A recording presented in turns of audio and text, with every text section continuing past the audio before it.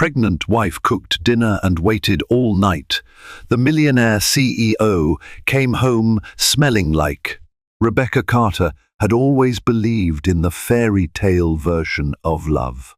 She believed in loyalty, in the gentle warmth of home-cooked meals, and in the sweet promise of a bright future. She was pregnant, waiting anxiously in the living room as the clock ticked past midnight. Aromas of the elegant dinner she had prepared still lingered, but each passing hour eroded her hopes. Suddenly the door creaked open, revealing her husband, Richard, disheveled, eyes cloudy with guilt, and reeking of an unfamiliar perfume mixed with sharp whiskey. That single moment became the turning point of their carefully curated life, unearthing secrets that threatened to shatter everything she had built. Rebecca Carter felt her heart skip a beat as the grandfather clock's haunting chime echoed through the spacious dining room. 9 p.m. drifted into 10, then 11, and finally into the realm of midnight. She gazed at the lavish meal she'd so painstakingly prepared: roasted salmon glazed with honey and chili, a creamy butternut squash soup, and a lavish salad bursting with freshly picked vegetables.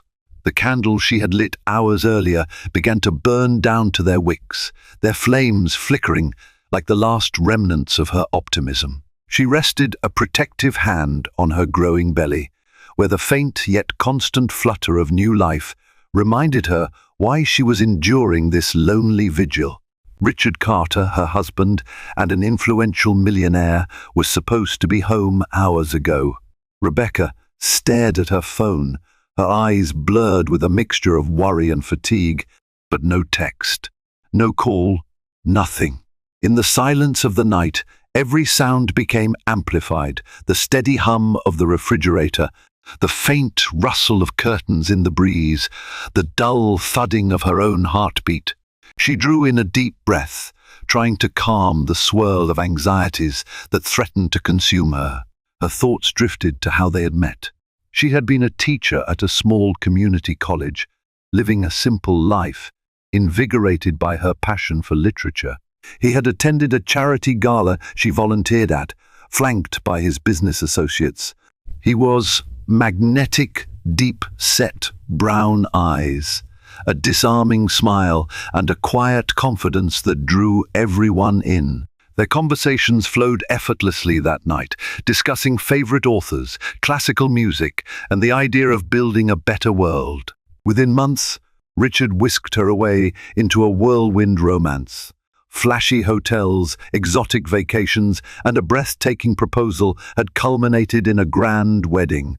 People wrote about it in the local newspaper, and many believed she had snagged the quintessential dream husband. Now, the dream felt like a fragile piece of porcelain. She feared any slight crack could break it beyond repair. Her eyes flickered again to the door, half expecting to see him bustling through, full of apologies. But there was only silence, a heavy and suffocating kind of silence that made Rebecca's heart ache. Finally, at nearly 2 a.m., the door clicked open. Richard staggered in, his tie askew, shirt partially untucked. The dim hallway light revealed his disheveled hair and reddened eyes. More unsettling was the unmistakable scent that enveloped him: perfume, sweet and heavy, mingled with stale alcohol. Her heart pounded with the sound of the door closing behind him. She saw a fleeting guilt pass over his face, but it disappeared almost as quickly, replaced by a forced, weary smile. "You're still up?" he asked in a low voice that could not mask the tremor in his tone. She felt a surge of relief that he was safe, quickly replaced by a surge of fury mixed with sorrow. "I made dinner," she replied, her voice even quieter, yet carrying a hint of steel. "I waited." Richard's gaze flickered to the untouched meal. His expression softened for a second, as though he felt the weight of her disappointment. Then he sank onto a nearby chair, releasing a long sigh. "I was at a business event, with clients. It ran late. You know how these things go," he muttered. His words felt stale, rehearsed. The scented evidence on his collar told a different story. Rebecca decided to say nothing about the suspicious perfume. Not yet, The tension was palpable, like a distant rumble of thunder that threatened a storm of revelation. She simply rose, turned off the lights in the dining room, and left the untouched feast to go cold. That evening, or rather that early morning, ended with a strangled sense of unease. Rebecca retreated to the bedroom, her heart heavy. She was simultaneously relieved. He had come home and devastated by the inexplicable shift in his behavior. In the silence, she listened to him shower, the sound of water pounding against the tile. She swallowed the painful lump in her throat, bracing herself for what might come next. Morning arrived with an unusual chill. Rebecca woke up to see the other side of the bed empty. She felt the sting of tears before she could stop them. He was gone again, leaving without a word. Was it shame, anger, or merely routine? She pushed aside the duvet and padded to the kitchen, craving the comfort of a warm cup of tea. On the countertop, she found a note. Had an early meeting, didn't want to wake you. Sorry about last night, Richard. She ran her fingertips over the crisp paper. His handwriting was hurried, as though he had written the note in a rush of guilt. She let out a shaky breath. For all his resources, for all the trappings of wealth, Richard's words felt bankrupt of genuine emotion. Still, her love for him was a stubborn thing, like a resilient vine that refused to wither. Memories of his tenderness in earlier days played in her mind, small gestures that once warmed her heart. How he used to kiss her forehead each morning before leaving for work. How he'd surprise her with daisies, her favorite flowers, on random Thursdays. She remembered his whispered promises, "I'll always be here for you." The phone vibrated suddenly, interrupting her reverie. The caller ID read Sarah Alvarez, her best friend since childhood. Sarah was a pediatric nurse who had always been a beacon of practicality and empathy in Rebecca's life. "Hey, Becca," Sarah's bright voice carried concern. "You okay? I was worried about you last night. I know it's not like Richard to be out that late." Rebecca pressed her lips together. I'm all right physically, just a bit unsettled. He came home eventually, smelled like some strong perfume." Sarah exhaled on the other end. "You want me to come over? We can talk. I can bring some chocolate croissant."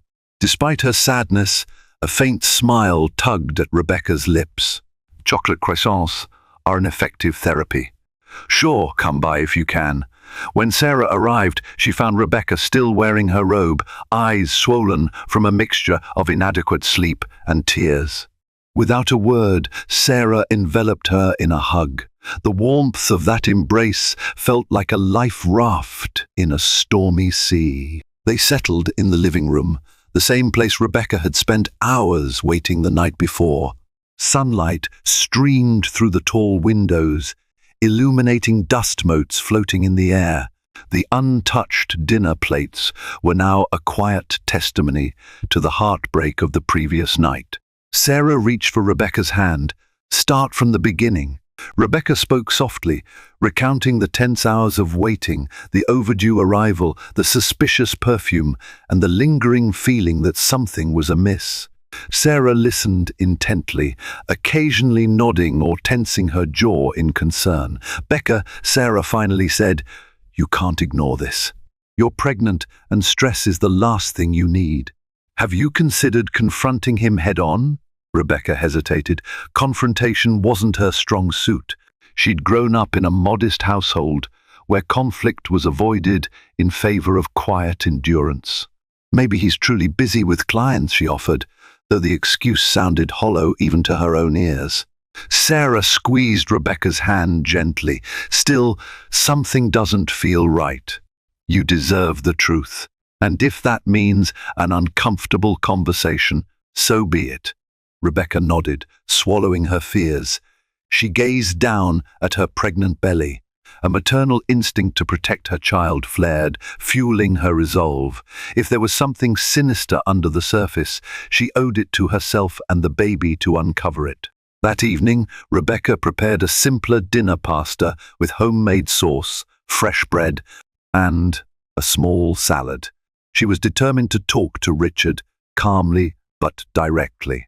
To her relief, he came home earlier than usual, stepping into the kitchen around 7 p.m. He wore the same polished suit he'd left in, though his tie was now loosened. His eyes flickered between the table and her face, as though gauging her mood. She forced a small smile. "Dinner's ready." He nodded, removing his jacket and draping it over a chair. "Thank you. Let me just wash up." They ate in a strained silence. Rebecca could sense the tension humming in the air. She cleared her throat, hoping to dispel the awkwardness. "How was work?" Richard hesitated. "Busy. Meetings. I'm finalizing a deal with some foreign investors. It's complicated." She waited a beat. "About last night. Are you okay? Was it purely business?" He set down his fork, his shoulders stiffening. "Yes, purely business. My client, Mr. Rosenthal, insisted on taking us all to some exclusive lounge. I had to keep him happy." His words were brisk, almost dismissive. "You know how it is. If I offend the client, I lose the contract. One night of entertaining them is worth millions in the long run." Rebecca tried to hide the tremble in her voice. "It's just that you came home smelling like perfume, right?" He cut in, a hollow laugh escaping his lips. "That's from the hostess at the lounge. She was over-friendly, but I promise nothing happened." He offered a tense grin that did little to comfort her. "I'm sorry I made you worry," he continued, taking her hand. "You know how these social events can be. I just couldn't say no, or I'd jeopardize months of negotiation." She studied his eyes, searching for sincerity. "I understand you have to entertain clients. But I'm pregnant, Richard. The first need you hear." Guilt briefly etched his features. "I know. And I'm sorry. I'll try to balance things better." The conversation waned, leaving Rebecca with more questions than answers. She wanted to believe him. Maybe it really was just an overzealous hostess. Yet unease clung to her like a stubborn shadow. Later that night, while he slept, she lay awake, her mind playing out worst-case scenarios. She stroked her belly, as though reassuring the child within that everything would be okay. But was that a lie she told herself? A few weeks passed in a cautious dance. Richard seemed to make an effort to come home earlier. Some nights he stayed by her side, hands gently massaging her feet when they swelled. Other nights, he slipped back into old habits, late returns, cryptic text messages, a lingering scent of perfume or alcohol. He mentioned charity dinners, business galas, high-profile client parties. Rebecca started to feel dizzy from the repeated explanations. Still, she clung to small hopes. On one particularly bright Saturday morning, Richard surprised her with tickets to a spa retreat. "For you and Sarah," he said, pressing them into her palm with an affectionate kiss on her forehead. "Relax. You deserve it." Her heart fluttered with gratitude. Perhaps he truly wanted to make amends. She accepted the gift, deciding to head to the countryside spa with Sarah. It was a short drive from the city, a serene place flanked by rolling hills and calm lakes. The next day, they set off, indulging in massages and herbal treatments, letting the tension of the past few weeks melt away. On the second day at the spa, however, Sarah's expression grew clouded. She stepped out into the corridor after receiving a phone call, her brows furrowed in concern. Rebecca noticed immediately. "What's wrong?" Sarah hesitated. "That was Dr. Green from the hospital. He's an old friend of mine. He mentioned something about Richard's recent visits." Rebecca's face blanched. "Richard's visits to a hospital?" Sarah gave a cautious nod. "Dr. Green said he saw Richard multiple times in the outpatient ward. He was with a young woman named Linda Parker. She's apparently receiving some specialized treatments." Rebecca felt her stomach knot. "Did Dr. Green say why?" Sarah shook her head. "He couldn't disclose details, patient confidentiality and all. But he wanted to make sure everything was okay. He knows you're pregnant, and he found it odd that Richard was there with someone else." Rebecca's heart pounded so loudly she feared Sarah could hear it. Linda Parker. The name was unfamiliar, but the questions it provoked were endless.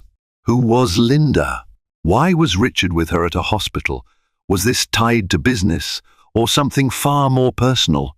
All the serenity from the spa retreat evaporated. Rebecca felt cold dread coiling within her. She tried to maintain composure, but her voice quivered. I need to ask him. Sarah's eyes brimmed with sympathy. Yes, as soon as possible. Rebecca found herself gripping the spa brochure so tightly her knuckles turned white. She managed a nod. Her mind was already spinning scenarios. Maybe Linda was a business partner, a relative, a friend in need.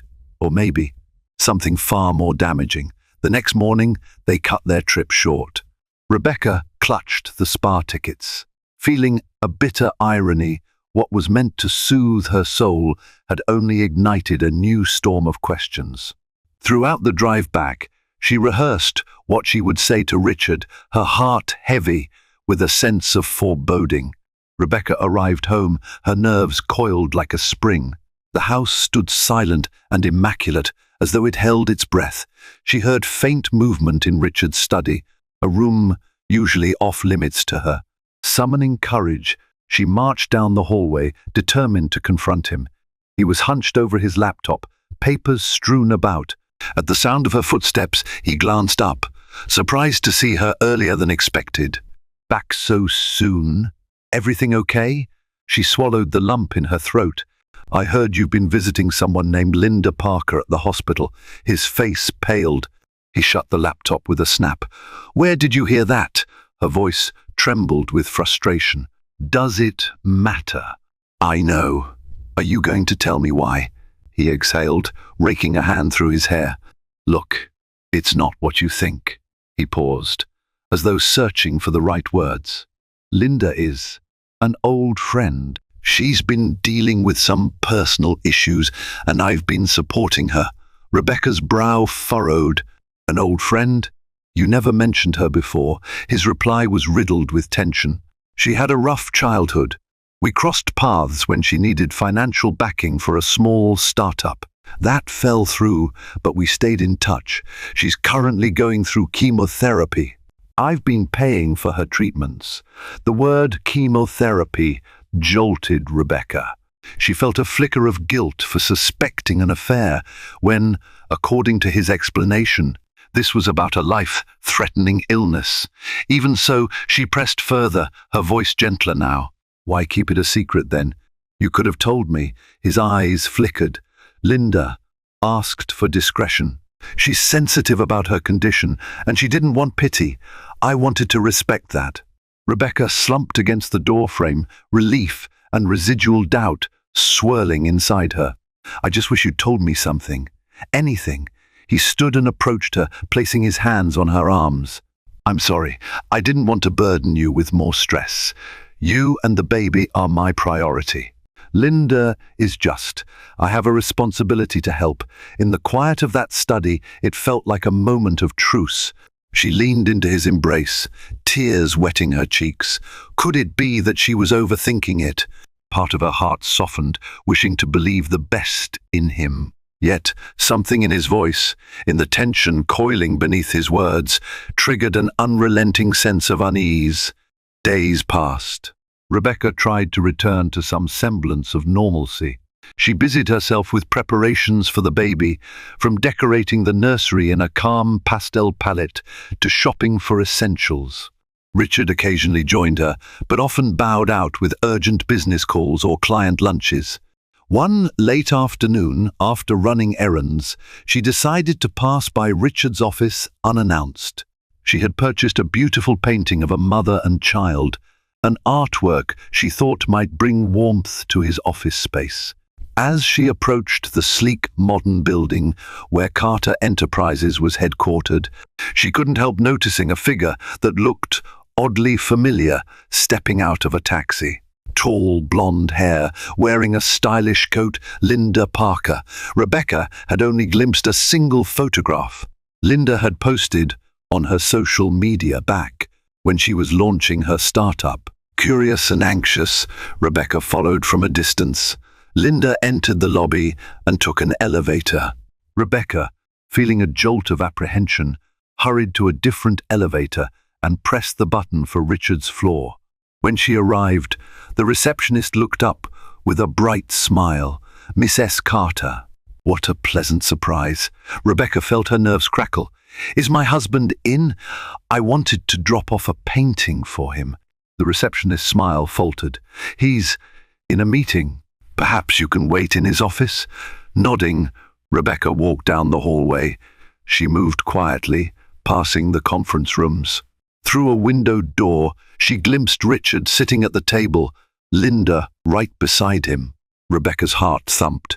Were they discussing her treatments, or was this a business meeting? They were leaning in close, Richard's expression intense, Linda's hand placed lightly on his arm. The atmosphere spoke of intimacy rather than business formality. Feeling like a trespasser in her own marriage, Rebecca slipped away and sank into a chair in Richard's office, the painting propped against the wall. Minutes later, Linda emerged from the conference room alone, striding with purpose toward the elevator. Richard followed shortly after, seemingly lost in thought, before he noticed Rebecca. He stiffened, surprise flashing across his features. "Rebecca, what are you doing here?" She forced a smile, though her mouth felt dry. "I brought you something for the office. I saw you were busy." Was that Linda? His expression tensed. "Yes, that was Linda. She's, discussing some philanthropic projects with me. She wants to fund medical research and ask for advice." Rebecca's hand shook slightly on the arm of the chair. "Right." He hesitated, approaching her. "Rebecca, I can sense your suspicion. There's nothing going on." "We're just old friends," she finished, her voice brittle. "I remember." He let out a slow breath, resting a hand on her shoulder. "Let's go home. We can talk more comfortably there."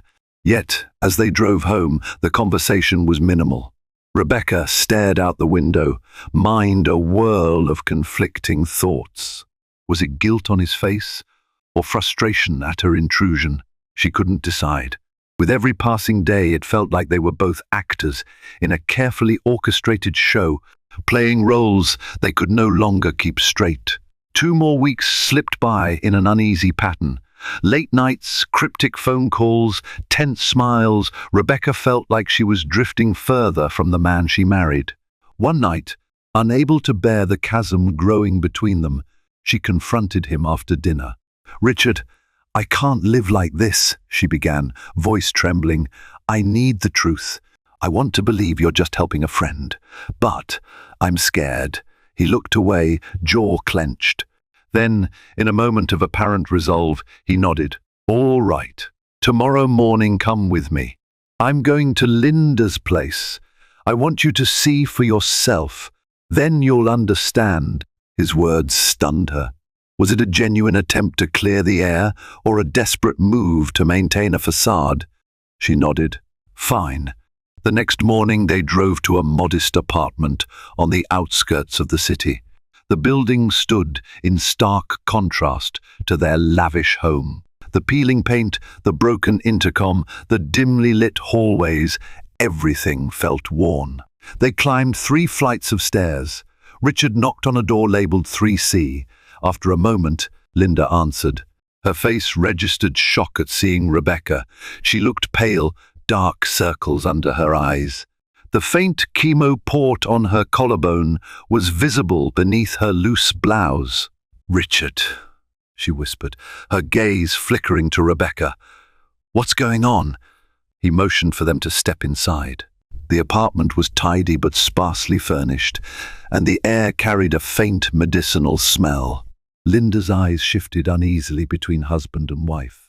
"Linda," Richard began gently, "Rebecca's worried. She thinks I'm hiding something, that I'm having an affair with you." Linda's eyes widened. "No, that's not." "It's okay," he said, nodding toward her. "She needs to know about your condition. I told her you're sick, but maybe it'd help if you two talked openly." A tear slipped down Linda's cheek. "I'm sorry. I never meant to cause trouble. Her gaze dropped. Richard's been helping me pay for the chemo. I have no one else. Her voice quivered with emotion. My parents passed away, and I'm an only child. I lost my job. I have nothing. He's been my lifeline. Rebecca felt her heart constrict. The scene was undeniably tragic, stirring a pang of empathy. She touched Linda's hand lightly. I'm so sorry you're going through this. Linda sniffled, forcing a fragile smile. Thank you, and I'm sorry for any misunderstandings. Richard has been so kind, but he insisted on keeping it private.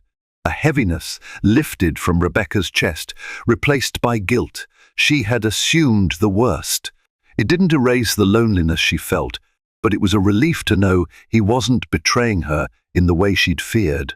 They stayed for an hour, discussing Linda's upcoming chemo sessions, her hopes for remission, and how Richard's generosity was bridging the gap. When they left, Rebecca felt a swirl of relief and remorse. She clung to Richard's hand as they walked back to the car, wishing she'd trusted him more. Yet, even as she took solace in what she'd witnessed, something lingered at the edges of her thoughts.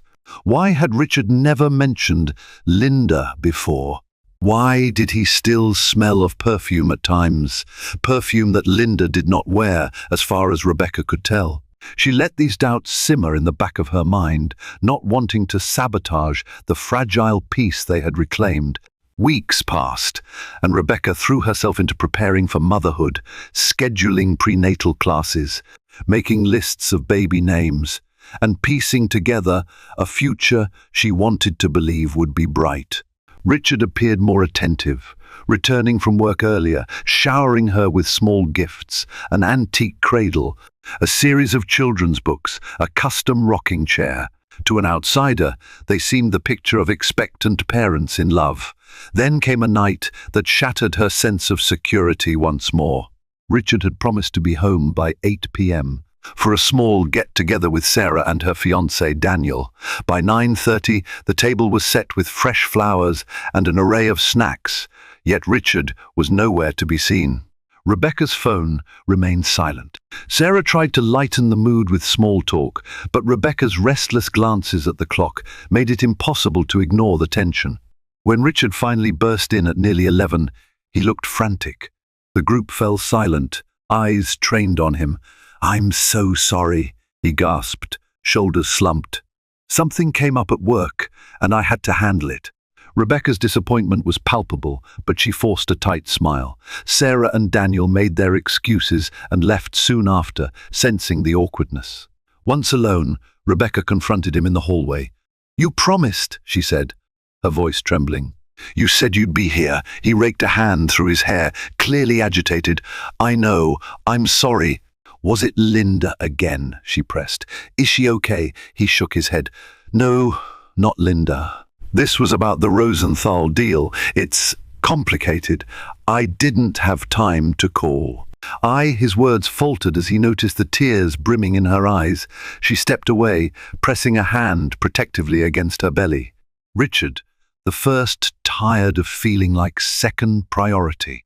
Our baby's due in a few months, and you're never around when it counts. I know your business is important, but can't you at least call? His expression softened. He reached out to touch her shoulder, but she flinched. The emotional distance between them felt cavernous. I'm sorry, he repeated, voice hushed. Let me make it up to you. He led her to the living room and sat her down on the couch. Then, with sincerity shining in his eyes, he knelt in front of her. I'll hire more staff. Delegate more. I promise. Starting tomorrow, I'm stepping back from some of these deals. I want to be here for you and the baby. A small fragment of relief flickered in her chest. She saw the desperation on his face, a genuine apology. She wanted so badly to believe him. For a few glorious weeks, it seemed as if he held to his promise. He was home for dinner almost every night. They laughed again, discussing baby names, reminiscing about early memories of their dating days. He accompanied her to prenatal checkups, holding her hand during the ultrasound when they learned they were expecting a girl. The joy in his eyes looked real, lighting up the room in a way she hadn't seen in months. But one afternoon, as Rebecca sorted through the mail, she found an unfamiliar receipt from an upscale boutique. The item listed was a designer perfume, one she had never seen or worn. Expensive. More than she'd ever spent on a fragrance. The receipt was dated just a week ago. Immediately, her mind spiraled. Could it be a gift for her? But he'd never given it to her. She remembered the lingering scent on his clothes. A pungent reminder of nights he came home late. Perhaps Linda was using that perfume. But Linda seemed too ill for such extravagances, and the scent had been different when Rebecca visited her.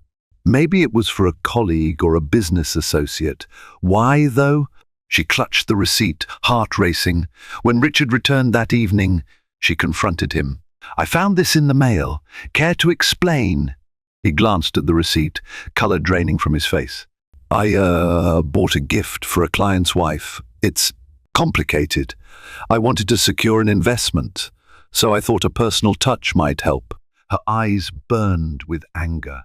"You spent hundreds of dollars on perfume for a client's wife, yet you never mentioned it to me, or used company funds, or even told your finance manager." He shook his head, looking trapped. "I didn't want it to appear on official accounts. That's precisely why it's private. High-stakes negotiations sometimes require personal gestures. It's all part of the game." Rebecca's mind reeled. "A game? This is our life, Richard. You're giving extravagant gifts to people I've never met. You come home late. You smell of perfume I don't wear. How am I supposed to trust you?" A muscle in his jaw twitched. "Rebecca, I'm trying to keep everything afloat. My business, our future. You enjoy a good life. It's because of these deals." She sucked in a shaky breath. "I never asked for extravagant wealth. I just wanted you by my side, loving me, caring for our child. Where's that version of you?" Silence. He didn't answer. His eyes lowered, and for a moment she thought she saw guilt flicker there, but it vanished, replaced by the familiar wall of stoicism he'd begun to wear like armor. That night, Rebecca wept into her pillow, unsure of how much more she could endure. She felt the baby move within her, a reminder that she had to be strong for the tiny life depending on her. Unable to bear the suffocating tension at home, Rebecca visited Sarah the next day. Sarah had taken a leave from the pediatric ward to focus on her upcoming wedding, and her apartment was cluttered with floral arrangements and color swatches. Sensing Rebecca's distress, Sarah ushered her to the couch, ignoring the wedding chaos around them. "Tell me everything." Rebecca poured out her anxieties, from the perfume receipt to Richard's long absences. Sarah's face darkened with concern. "Becca, I love you both, but you can't go on trusting blindly if every piece of evidence screams otherwise." Rebecca swallowed hard. "I don't want to end my marriage on a suspicion. What if he's truly just trying to please some client?" Sarah took a breath, speaking gently. "And what if he's lying? You need to find out one way or another." They mulled over possible actions. Maybe hire a private investigator or check his phone records. The thought of it made Rebecca's stomach churn. She never wanted to be the kind of wife who snooped, but the strain of living under uncertainty was worse. "I just don't know," she whispered, voice raw. Sarah stood and rummaged through a drawer. She pulled out a slip of paper, pressing it into Rebecca's hand. "This is the number of Robert Green, a private investigator who used to work in corporate security. He's discreet and professional. No one will know you hired him unless you say so." Rebecca stared at the number. It felt like crossing a dangerous line, but maybe it was the only way to find peace. Days turned into nights. Nights into a slow, painful week. Each day, Rebecca debated whether to dial Robert Green's number. She looked at Richard, who seemed more than ever like a mystery, and then at her swelling belly, a future that felt precarious. Finally, After another late-night return from Richard, during which he delivered a vague explanation about urgent deals, she reached her breaking point. Alone in the dim living room, she dialed the number. Robert Greene answered in a calm, measured tone. They spoke briefly, and she explained the situation. He agreed to meet her at a cafe far from her usual haunts, to ensure discretion. The following afternoon, she sat at a corner table, sipping iced tea, heart pounding in her chest. When Robert arrived, he appeared as a collected man in his 40s, wearing a simple blazer and carrying a neat folder. They spoke in hushed tones. He asked straightforward questions. Where did Richard often go? Who were his usual associates? Did she suspect any particular individual? She handed over the perfume receipt and a few questionable bank statements she found among Richard's documents transactions that didn't seem to tie into their household expenses or his known business ventures. Robert studied them quietly, then nodded. I'll do a background check. Gather any extra details you can recall about suspicious behavior. I'll keep you informed. Walking away from that meeting, Rebecca felt her heart lurch with conflicting emotions, guilt for spying on her husband, fear of what she might discover, and a desperate hope that all of this would be for nothing, that it would confirm Richard's innocence. For the next 2 weeks, tension gnawed at Rebecca from the inside out. Richard seemed oblivious to her inner turmoil, or perhaps willfully ignoring it. He continued living his routine, occasionally showering her with small tokens of affection, sometimes working late.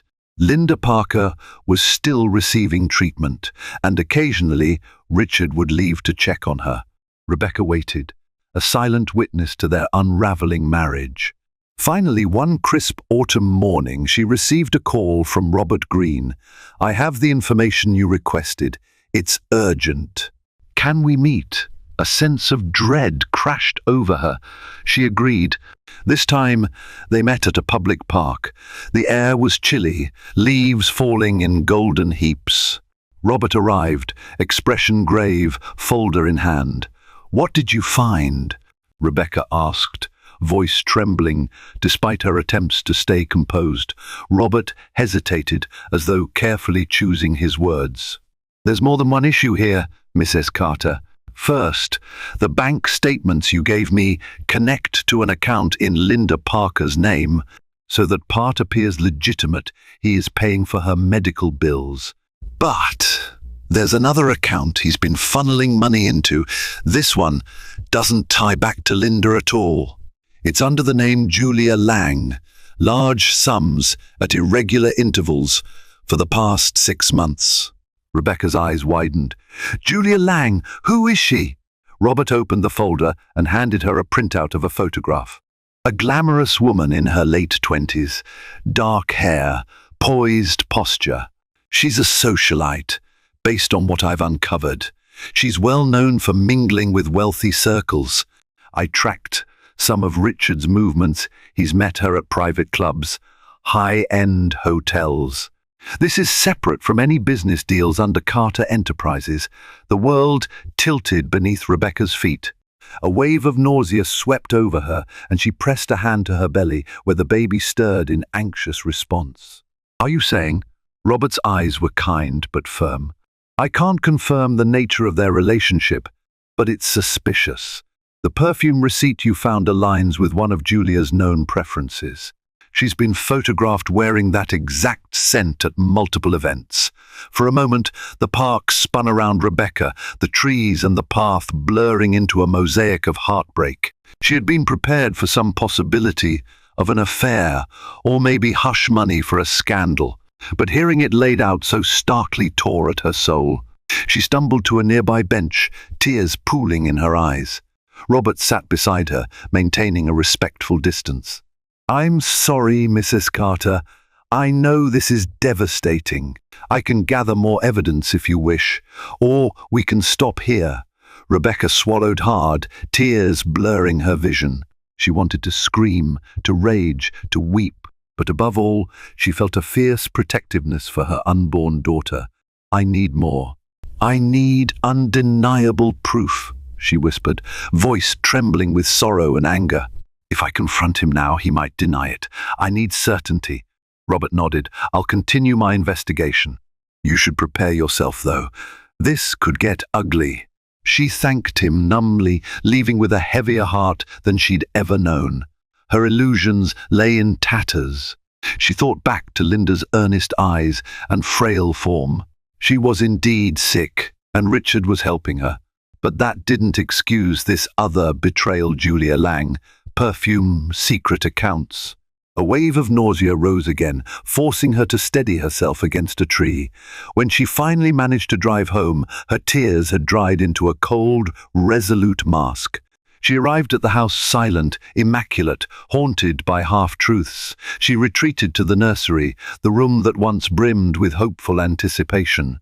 Surrounded by pastel walls and tiny stuffed animals, she sank to the floor, sobbing until the early hours of morning.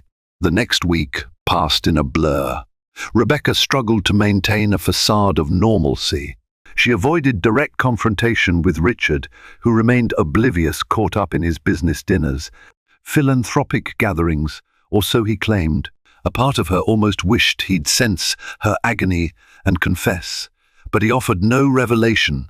The tension came to a head on a stormy Friday evening. Rain lashed against the windows, thunder growling in the distance. Robert Greene called again. I have the proof you asked for. Photos, statements. I'll email them to you securely. Rebecca waited in the darkened living room, staring at her laptop.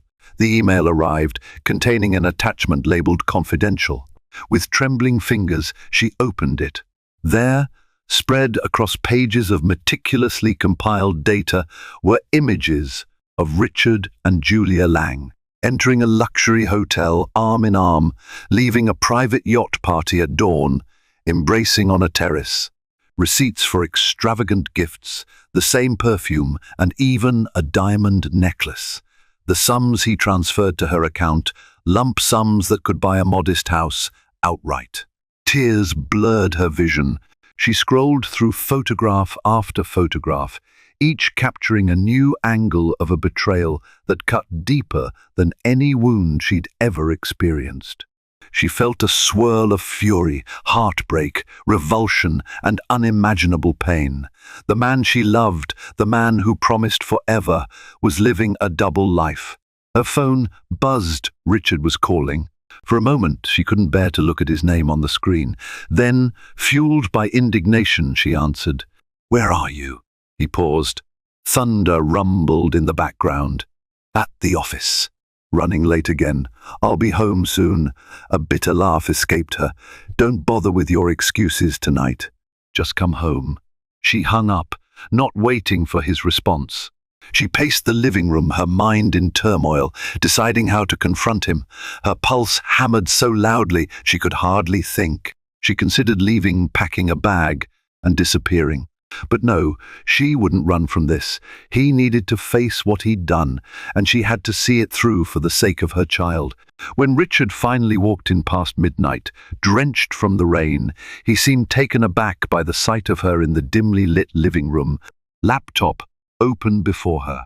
Lightning illuminated the windows, casting fleeting shadows across his face. She said nothing at first, simply turned the laptop toward him. The images froze him in place. The color drained from his face, and he took a step back, as though the photos might lash out at him. Rebecca, don't, she said, her voice cold and broken. I have everything. I know all about Julia Lang. Silence ensued, punctuated only by the roar of thunder. He closed his eyes, taking a deep breath. I'm sorry, he whispered, the words trembling on his lips, too small for the enormity of his betrayal. She rose to her feet, her entire body shaking. You lied to me, made me feel guilty for doubting you, while you showered that woman with gifts and secret accounts. Did you ever love me? Or was I just the wife who'd bear your children while you indulged in your real desires? Tears glistened in his eyes, but Rebecca felt no sympathy. I do love you, he insisted, voice cracking.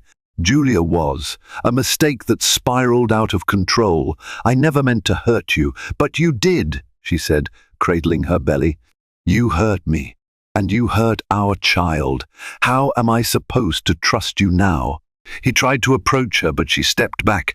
She thought about Linda Parker, truly sick and relying on him. She'd been honest about her gratitude. That was real. But what about this? Nothing about Julia Lang felt remotely justifiable. You have to understand, he pleaded. This affair started when we were going through a rough patch. I felt lonely. You seemed distant, so buried in your teaching and wanting a family. I got caught up in the excitement, the thrill, but it meant nothing compared to you. A hollow laugh escaped her lips. Meaningless? You spent hundreds of thousands of dollars on her. You're financing her lavish lifestyle. Don't insult me by calling it meaningless.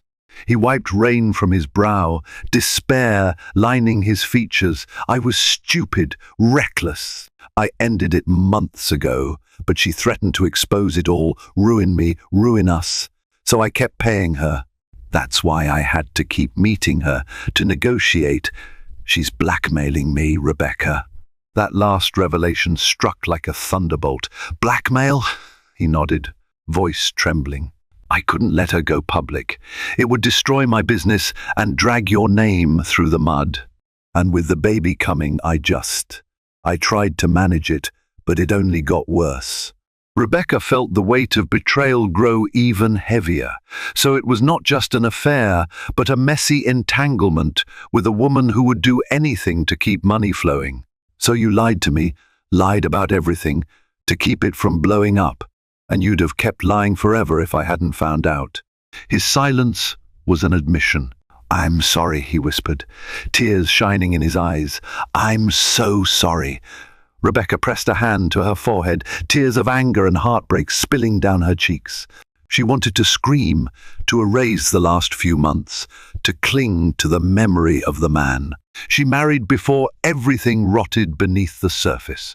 For the next few hours they argued, cried, and tore at each other with raw truths. Richard confessed every detail, from the night he first met Julia at a fundraiser, to how their fling escalated, to how he tried to end it only to be threatened with public exposure. Julia was cunning, refusing to let him go easily. And amidst it all, Linda's situation was also real, compounding the complexity of secrets he juggled. Dawn broke, pale light filtering through the rain-streaked windows. Rebecca felt hollow, as though she had cried out every tear. She stared at Richard, the father of her child, a man she once adored with every fibre of her being. She realized with a sickening jolt that, while he might have regrets, he had shattered her trust irreparably. She took a shaky breath, her voice a mere whisper. I need space. I can't make decisions right now. I can't even look at you without feeling betrayed. His eyes pleaded with her. Let me fix this. I'll cut all ties with Julia, handle any fallout. I'll do whatever it takes to keep you and our child. Please. She turned away, tears welling again. I'm leaving. I'll stay with Sarah for a while. I need time to think. He attempted to protest, but she gathered her things, tears slipping silently down her cheeks. She paused at the threshold, looking back at him one last time. I don't know if I can forgive you, Richard. With that, she left, stepping into the morning light that felt cold and merciless. Her world irrevocably changed. In the weeks that followed, Rebecca moved in with Sarah. Her friend opened her apartment with a sympathetic heart, offering unwavering support. Rebecca cried, raged, and tried to find some path through the debris of her broken marriage. She still attended prenatal appointments, now feeling heartbreakingly alone. She ignored the constant stream of texts and calls from Richard, who pleaded for a chance to earn her forgiveness. Rumors of Richard's affair began to circulate in high society, fueled by Julia's cryptic social media posts. The press caught wind of an alleged scandal, though no one had official confirmation. Linda Parker's treatments continued, funded by separate accounts that were not entangled in the drama. Rebecca hired a lawyer to understand her options. She wasn't certain if she wanted a divorce or a separation, but she needed to secure financial stability for herself and the baby, especially since so much of Richard's resources were in jeopardy if Julia took her story public. Confronted with the near collapse of his business, Richard took drastic measures, openly cutting ties with Julia. He enlisted a team of lawyers and public relations experts to ensure that the damage was minimized. He also began transferring assets to trust funds in the baby's name, seeking to prove to Rebecca that he could still provide for them if she allowed him back into her life. Time is a peculiar balm. In her 8th month of pregnancy, Rebecca stood on Sarah's balcony, gazing at the horizon. The city lights twinkled below. Her life felt like it had been split in two before the affair and after. Yet she sensed a stirring of resilience within her. She would find a way forward, with or without Richard. One evening, she received an unexpected visitor, Linda Parker. Pale but resolute, Linda arrived at Sarah's doorstep, asking to speak with Rebecca. Sarah, wary, let her in. They sat in the living room, an awkward tension hanging in the air. Linda spoke first, voice subdued. "I just want to say how sorry I am for any role I played in this. I had no idea Richard was seeing Julia. I only knew he was under immense stress. He's been unbelievably kind to me, and I'm sure that doesn't erase what he's done to you. But I want you to know he never spoke badly of you. He always said he loved you." Rebecca's eyes filled with tears. She believed Linda was genuine. "I appreciate you coming here." "I don't blame you. It's just complicated." Linda nodded. "I'm in remission now.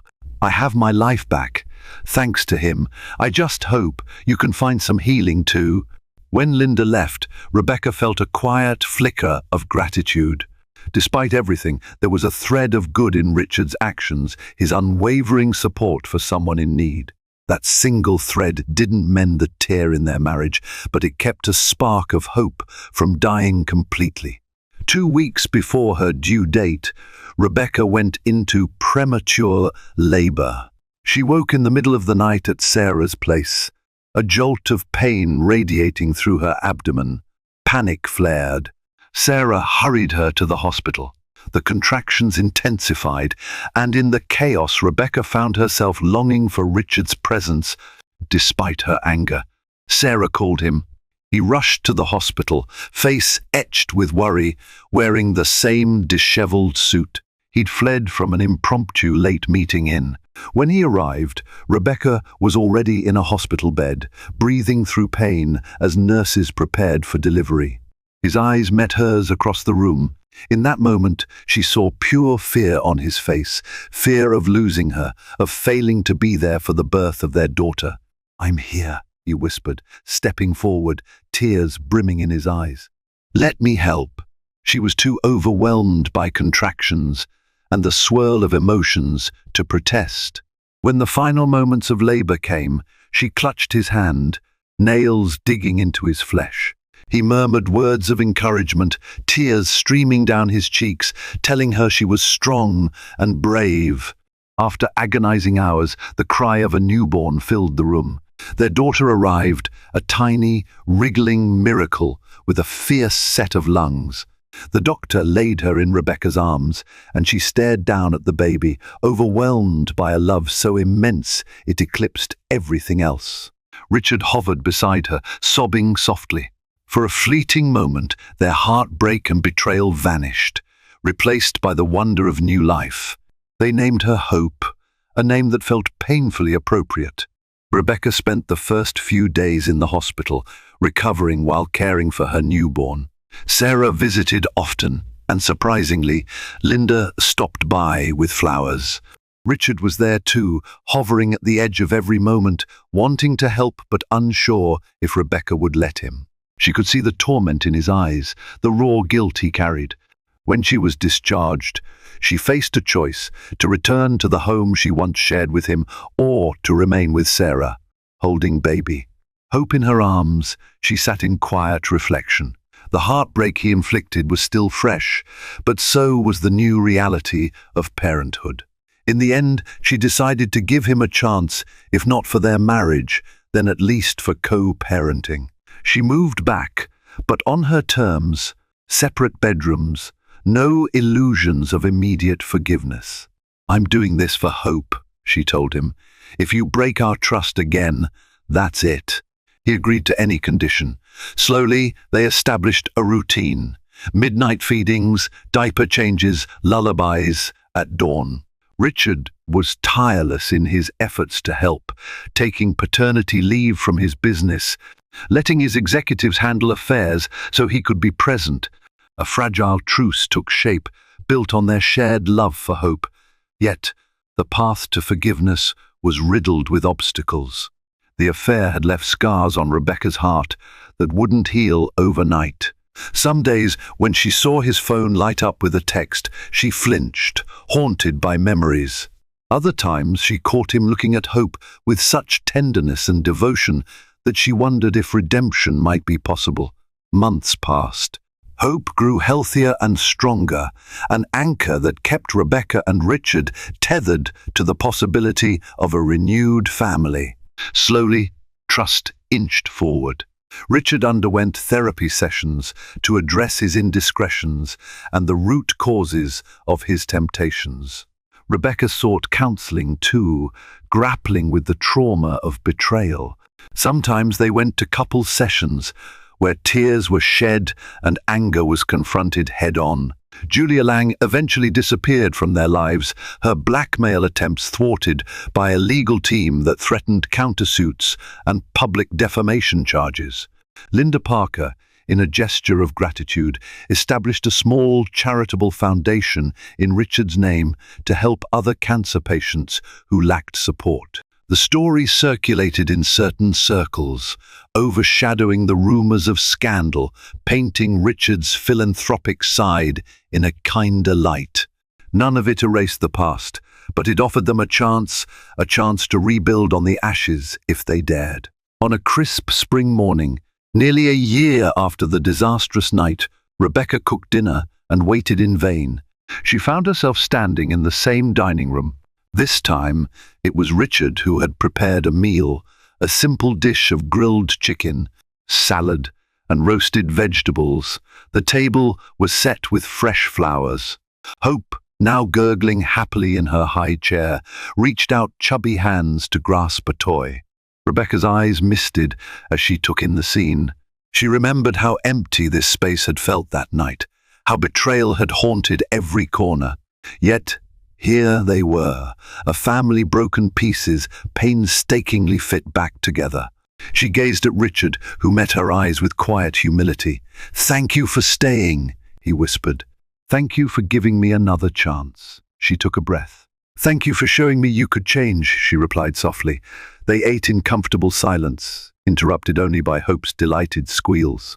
Outside, birds chirped, and sunlight streamed through the windows, illuminating the table where once only shadows of heartbreak had gathered. Rebecca knew their future wasn't guaranteed. The road to true healing would be long and twisting, but for now they had found a cautious peace, anchored by the love they shared for their daughter and the fragile threads of forgiveness that, against all odds, continued to strengthen each day. In time, they might rebuild all that was lost, or build something new and stronger in its place. The story of Rebecca and Richard Carter reminds us that the foundations of our lives can crack, even when they appear strongest on the surface. A single betrayal, a moment of weakness can shake us to our core. Yet, hope often emerges in the most unexpected ways through the arrival of new life, the support of honest friends, and the willingness to confront the darkest parts of ourselves. In the end, Rebecca chose not to run from heartbreak, but to face it, ensuring that her daughter would know love, regardless of the sins of the past. True healing is never easy, and forgiveness does not come without pain. But when trust is rebuilt, it can forge a bond stronger than before. Imagine walking into the most lavish baby shower you've ever seen. crystal chandeliers twinkling above towers of pastel macarons, designer goodie bags lining each seat, and a guest list that reads like a who's who of society's elite. But there's a dark secret beneath all that sparkle. The woman throwing this extravaganza is not the mother-to-be's best friend. She's the millionaire's mistress, and the mother-to-be. She's out of the picture, or so everyone thinks, until suddenly the doors swing open. In strides the real pregnant wife, clutching a marriage license that's about to unravel every lie in this glitzy room. Welcome to the scandal. Damien Blackwell wasn't born into wealth. He fought for it, with the kind of ruthless ambition that made him as feared as he was admired. Standing at 6'2", with carefully styled jet black hair, Damien possessed an intensity that could either captivate or intimidate, depending on which side of his generosity you landed on. By age 35, he had turned a small real estate venture into a sprawling empire. His name was whispered at exclusive charity balls, and he was recognized by moguls in the business world. Tabloid columns loved to label him a self-made millionaire with a heart of stone, yet society columns fawned over him as the unstoppable visionary on the rise. Despite the rumors swirling around him, people craved his presence. They invited him to their galas and philanthropic events, hoping a portion of his Midas touch might rub off. He'd appear in the company of A-list celebrities. Oprah Winfrey once interviewed him on a short segment, calling him the real deal, and he'd been spotted at a fundraiser sitting next to Bill Gates discussing global real estate strategies. His was a name that opened doors, sealed deals, and turned heads. But behind the veneer of polished success lay a tangled personal life.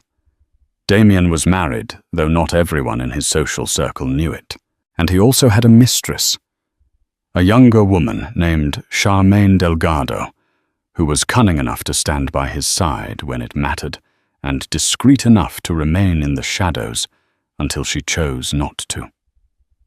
It all began one deceptively quiet morning in their New York penthouse. Damien sipping his black coffee, looking over spreadsheets of property acquisitions. Charmaine flipping through a luxury magazine, her eyes lingering on an article about extravagant parties. A dazzling idea began to form in her mind that would soon lead to chaos.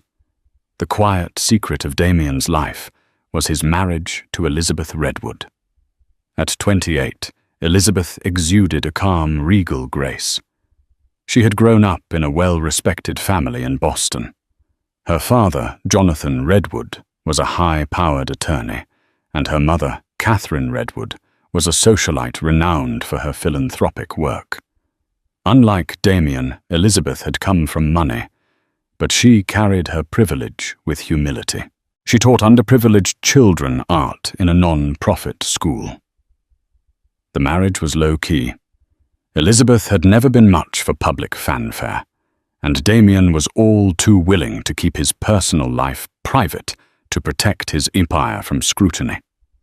Over the years, they had cultivated an image of a silent, behind-the-scenes couple, rarely photographed together, rarely attending events hand in hand. Some thought they were just close business partners. Others assumed they had parted ways. Only a few intimates knew the truth. But Elizabeth was pregnant, something she had confided only in her close friend, Bella Thompson.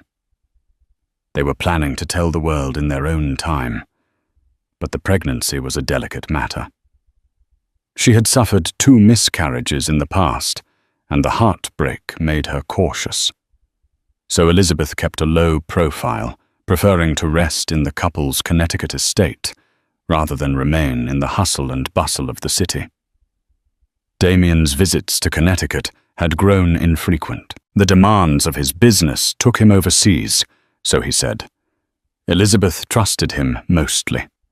She had chosen to focus on her health, certain that once the baby arrived, their marriage would find renewed purpose. What she didn't know was that Damien wasn't merely away on business.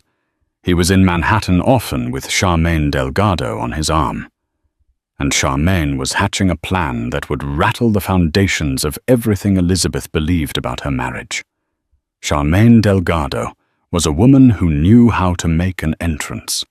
With chestnut brown hair styled in sleek waves, impeccable designer outfits, and a fierce determination in her hazel eyes, she had carved out a place for herself in high society, albeit on the margins of respectability. People whispered that she was Damien's mistress, but they also noticed that her circle included the wives of major hedge fund managers, fashion influencers, and even small-time celebrities who adored her lavish dinner parties. She wasn't satisfied with being a well-kept secret.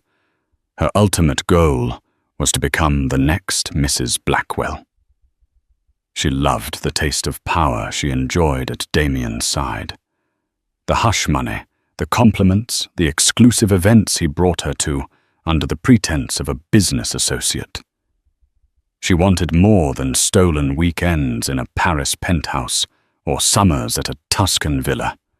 She longed to replace Elizabeth Redwood, whom she considered dull and undeserving of the empire Damien was building.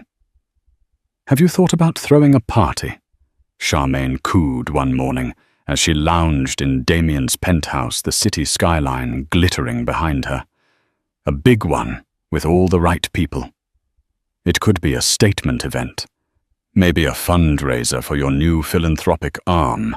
Damien, engrossed in reading a financial report, merely raised an eyebrow. "You know those events are important, but we have an entire pep team that organizes them." "I don't need more noise around me," she persisted. "We need to show the world you're a man of the people, not just a cutthroat deal-maker. And you know I can handle logistics.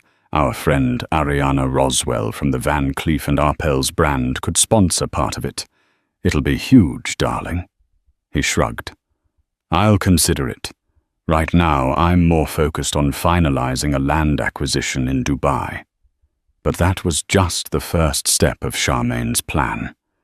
She knew a single social event wouldn't be enough to stir up the scandal that might eventually push Elizabeth aside.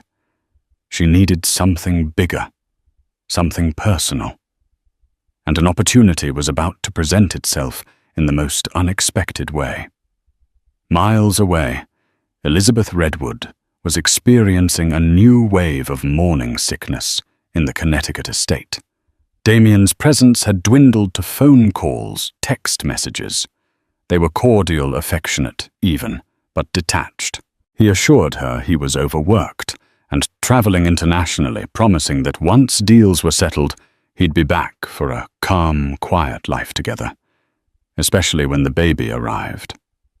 Late one night, Elizabeth felt an unsettling pang in her chest that had nothing to do with pregnancy. It was a sense that something was off. Her friend Bella had dropped by earlier in the day, showing her social media photos from a party Charmaine Delgado had thrown. Charmaine's Instagram stories were suspiciously replete with hints of a wealthy backer. The location was suspiciously similar to a penthouse Elizabeth recognized as one of Damien's properties in Manhattan. Elizabeth tried to stifle the jealousy, telling herself that this was just a business associate hosting a private function. But the uneasy feeling refused to go away. After all, rumors about an affair had trickled through her social circle for some time, but she had always dismissed them as petty gossip. Now the evidence was piling up, pictures of Charmaine in lavish settings that Elizabeth knew only Damien could access. She placed a hand on her small baby bump. With the child's gentle fluttering in her womb, it felt like both a promise and a reminder. She and Damien were a family. They had a future. She told herself, "I have to trust him. Stress is the last thing I need right now." But doubt is a seed that once planted grows rapidly, especially in the lonely quiet of a large estate where your husband's presence is rare. One drizzly afternoon, Charmaine discovered the depth of Damien's secret. A single oversight on his part, he had left a series of open messages on his laptop while he stepped away to answer a phone call. Charmaine saw a digital note from Damien's assistant congratulating him on his wife's pregnancy. Charmaine's heart clenched. She knew Elizabeth existed, but she hadn't realized Elizabeth was pregnant. Jealous fury simmered beneath her carefully poised exterior. She paced the penthouse, chewing on her glossed lip. Eyes narrowed. "He's going to have a baby with that woman," she hissed under her breath. "What about me?" But soon a twisted idea formed in her cunning mind. She decided to use this pregnancy to her advantage. If she could insert herself into the baby's life, she might become indispensable. And so she hatched a plan, so audacious it felt almost delirious, host a baby shower. For Elizabeth, yes, but secretly orchestrated by Charmaine herself and used as a platform to humiliate the pregnant wife or force a confrontation in public. She cornered Damien one evening with a proposition. "You never do anything big for Elizabeth," she said sweetly. "Why don't we celebrate her pregnancy? It'll be good, Pierre. Everyone in your social circle will know you're a family man. You're committed to your wife." He stiffened. "Elizabeth is very private. Besides, she's in Connecticut, and you know she's had complications before. She wouldn't want a big show." "Oh, hush," Charmaine insisted. "We'll make it a small, intimate affair. A high-end baby shower with carefully vetted guests. I'll handle everything discreetly. It'll be a great show of unity, especially for the tabloids. You could even do it at one of your properties to keep it private." Damien frowned, torn. "I don't think Elizabeth would appreciate it if a stranger organizes her baby shower." Charmaine placed a manicured hand on his shoulder. "Sweetheart, you need to show your support to your wife. Let me help. I'll ensure it's tasteful. No press, just close friends. I'll do all the heavy lifting. Besides, if you throw a shower for her, it'll erase all those silly rumors about me and you." Her eyes sparkled with the hidden motive, a chance to stake her claim in his life, to show Elizabeth and the world that she was more than just a rumor. Damien was reluctant, but eventually conceded, thinking it might indeed quell whispers of scandal if there appeared to be a friendly relationship between the two women. Charmaine couldn't help but smirk when he agreed. She quickly sent out invitations, making sure to invite only select members of high society and a few of Elizabeth's acquaintances. She didn't invite Elizabeth's family or closest friends. She wanted to keep the event's planning under her strict control. News of the upcoming baby shower spread quietly through upper-crust circles, almost as if it were a secret event for the select few. Elizabeth heard about it from Bella Thompson, who received an invitation by email. Elizabeth's confusion grew. A baby shower hosted by Charmaine Delgado. The name alone made her heart skip a beat. Instead of confronting Damien directly, Elizabeth decided to keep her composure. She confronted him calmly on a phone call. "Why is Charmaine Delgado organizing my baby shower?" Damien cleared his throat, his tone reassuring. "I wanted to do something special for you," Charmaine volunteered. "She's helping me out. I have so many business commitments, and you know she's got connections in event planning circles. She promised it would be small and refined." Elizabeth's gut twisted, but a part of her wanted to believe he was telling the truth, that Charmaine was merely a helpful business associate.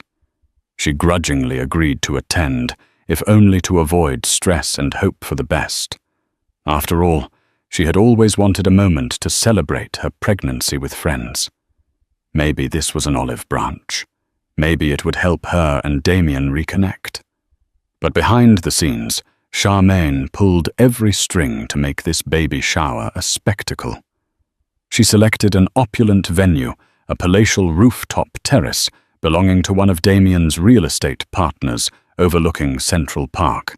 She ordered pastel floral arrangements, towering centerpieces of orchids and roses imported from a prestigious florist in Paris. There would be a harpist, a string quartet, an array of gourmet amuse-bouches, and a cake so lavish it rivaled wedding tears. In the hush of her private thoughts, Charmaine planned her own unveiling. She would arrive looking stunning, the perfect hostess. She'd drop hints about her closeness with Damien to unnerve Elizabeth. And if all went according to plan, Elizabeth would be so overwhelmed she might even retreat, leaving Charmaine to bask in Damien's spotlight. As the date of the shower approached, Elizabeth felt an unshakable anxiety. She was 7 months pregnant, trying to remain calm for the sake of the baby. Bella accompanied her to Manhattan, insisting she shouldn't go alone given her fragile emotional state. They arrived at the luxury hotel where Damien had booked them a suite. When Elizabeth entered the penthouse suite, she found a note from Damien, apologizing that he wouldn't be able to join her immediately. He had an urgent business dinner. She sank into the plush sofa, tears threatening. Her hand instinctively rested on her belly, feeling the baby's gentle kicks. Bella poured her a glass of sparkling water. "Damien's being distant again," Bella said softly. "Do you trust him?" "Lizzie." Elizabeth blinked back tears. "I'm trying to. Everything is so confusing right now. He insists he loves me, wants this baby. Yet I see Charmaine in all his public appearances, and now she's hosting my baby shower." Bella offered a reassuring arm around her shoulder.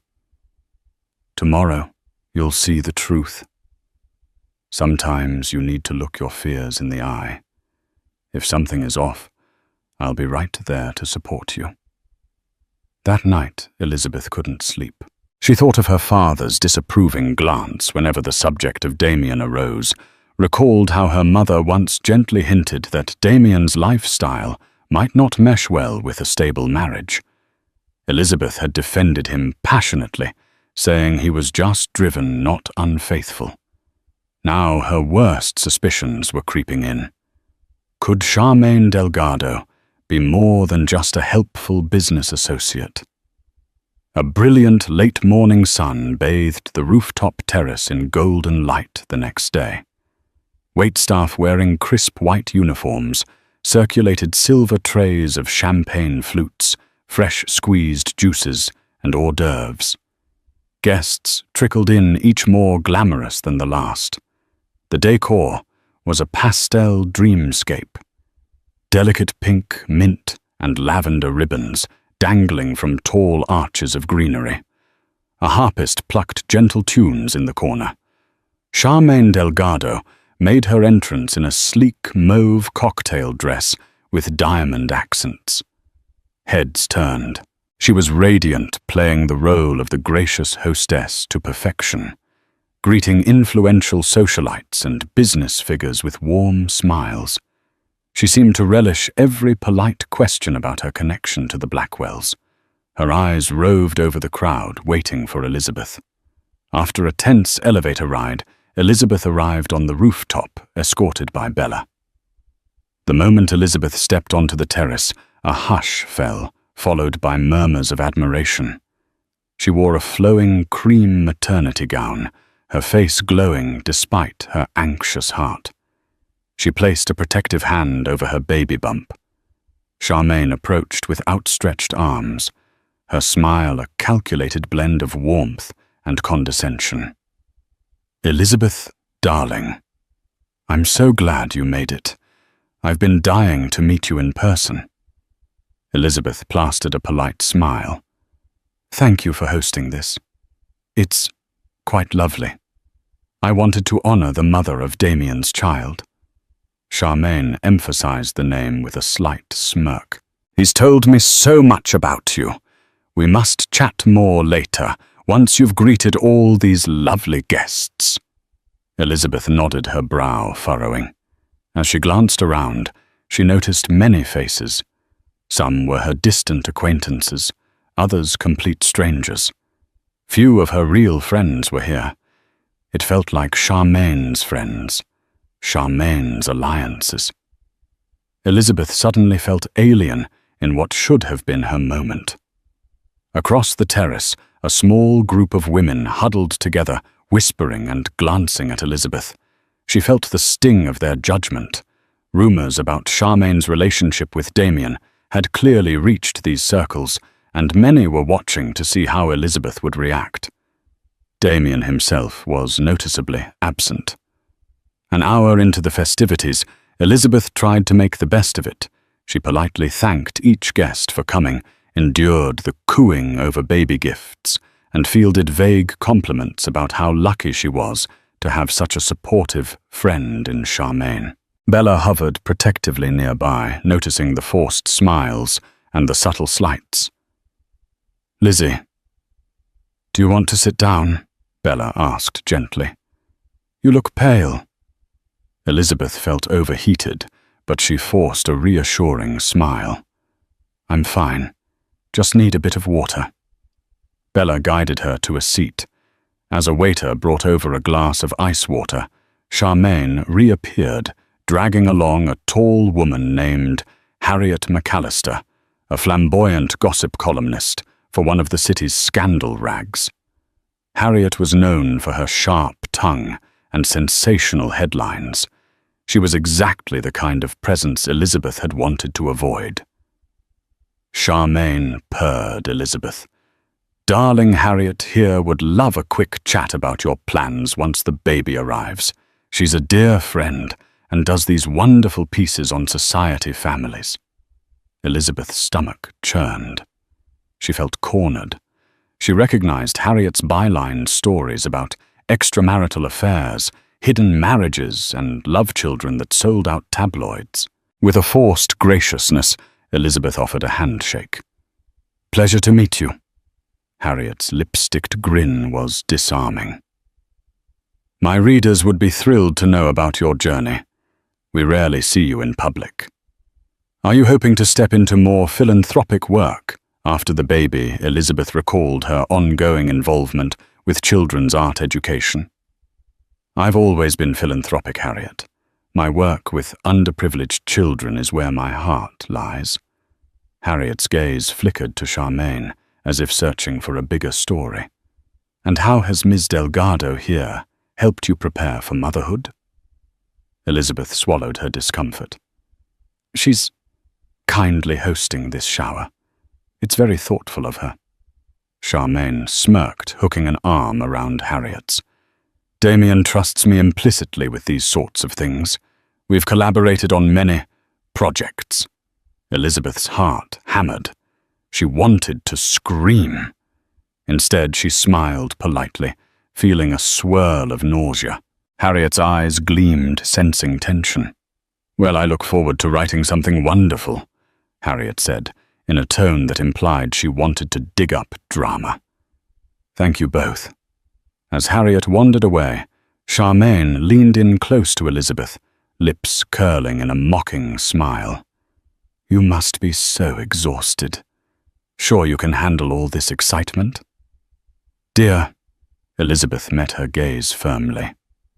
"I'm fine. I hope Damien arrives soon. This is after all our baby shower." Charmaine's eyebrows arched, a spark of triumph in her eyes. "Oh, he'll be here. Don't worry. He wouldn't miss his own event." From across the terrace, Bella flashed Elizabeth a worried look. Something was brewing, and they both sensed that Charmaine had not yet played her final card. Mid-afternoon, a wave of murmuring swept through the guests. Damien Blackwell entered, flanked by a couple of his business associates. He wore a tailored charcoal suit, exuding confidence, even as tension pinched the corners of his mouth. Elizabeth mustered a smile as she approached him. He leaned down to kiss her cheek, whispering, "You look beautiful." She forced a smile. "Thank you." Without missing a beat, Charmaine swooped in, greeting Damien with an intimate hug that lingered too long. Elizabeth's jaw tightened. Some guests averted their eyes uncomfortably. Others watched eagerly for signs of drama. Damien cleared his throat. "Charmaine, you've outdone yourself. This is spectacular." She beamed. "Only the best for your wife." Her lips curved at the word, as though it were a faint insult. "Now, dear guests," Charmaine said, raising her voice to gather attention. "May I have everyone's attention for a moment? We have a very special surprise planned for Elizabeth and Damien." Two waiters wheeled out a multi-tiered cake adorned with sugar roses and a shining gold bee for baby Blackwell. Gasps of admiration rose among the guests. Charmaine continued, "This baby represents a new chapter in the Blackwell legacy. We all know Damien is a man of ambition and power, but behind every great man is a great woman. Or so they say. Elizabeth, you're carrying his pride and joy, his future heir." Elizabeth swallowed, bracing for the spotlight. She felt a wave of relief that at least in this moment, Charmaine's speech sounded oddly supportive. But then Charmaine's gaze flicked to Harriet McAllister in the crowd. Sometimes, Charmaine said, "The greatest test of love is how we handle adversity. And I think we all need to raise a toast to that. Because it's not just about the baby. It's about forging a future that might change the face of the Blackwell Empire forever." A hush fell as glasses were lifted. Elizabeth felt something ominous in Charmaine's words. Damien's expression was inscrutable, yet a slight twitch in his jaw betrayed tension. "Cheers!" Charmaine declared, her eyes flashing with triumphant challenge. Glasses clinked, but no one seemed entirely at ease. It was as though the moment was waiting for something to drop like the hush before a devastating storm. The cake was sliced. The harpist played softly, and guests milled about in the golden glow of early evening. Bella pulled Elizabeth aside gently, pressing a crisp document into her hand. "Lizzie, this came by courier for you at the hotel front desk. It's from your father." Puzzled, Elizabeth unfolded the paper. Her eyes scanned over a statement from her father's attorney referencing property transactions tied to Damien and Charmaine Delgado, purchased under a shell corporation. Elizabeth's heart stuttered. So it was true he was financially supporting Charmaine in more ways than a simple fling. There was mention of a property in Paris, high-end jewelry acquisitions, and hush money payments disguised as consulting fees. Tears pricked Elizabeth's eyes. Her father had, in his own cautious way, tried to protect her. This document spelled out a betrayal more devastating than any rumor. She glanced at Bella, who squeezed her hand in support. Elizabeth took a steadying breath. "I need to confront him. Now." Leaving Bella behind, Elizabeth navigated through the throng of guests. She found Damien alone near the bar. His phone buzzed on the counter beside him. He looked anxious, swirling the amber liquid in his glass. She handed him the document, voice quivering.